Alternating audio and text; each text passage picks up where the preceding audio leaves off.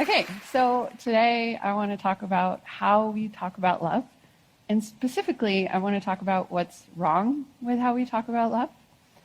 So most of us will probably fall in love a few times over the course of our lives.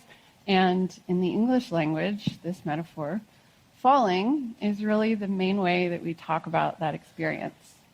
And I don't know about you, but when I conceptualize this metaphor, what I picture is straight out of a cartoon. Like there's a man, he's walking down the sidewalk. Without realizing it, he crosses over an open manhole and he just plummets into the sewer below. And I picture it this way because falling is not jumping. Falling is accidental, it's uncontrollable, it's something that happens to us without our consent. And this is the main way we talk about starting a new relationship. So I am a writer, and I'm also an English teacher, which means I think about words for a living. And you could say that I get paid to argue that the language we use matters, and I would like to argue that many of the metaphors we use to talk about love, maybe even most of them, are a problem.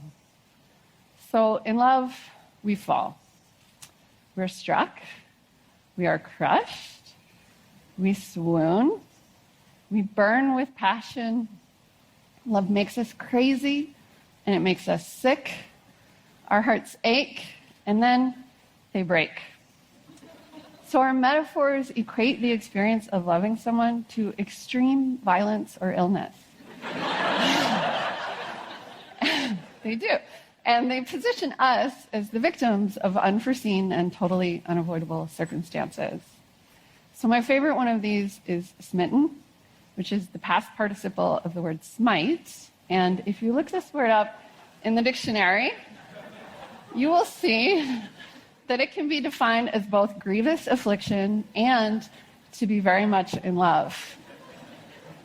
So I tend to associate the word smite with a very particular context, which is the Old Testament.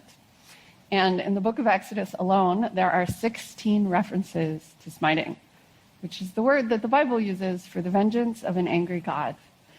So here we are using the same word to talk about love that we use to explain a plague of locusts, right? So how did this happen? How have we come to associate love with great pain and suffering? And why do we talk about this ostensibly good experience as if we are victims? So these are difficult questions, but I have some theories. And to think this through, I want to focus on one metaphor in particular, which is the idea of love is madness.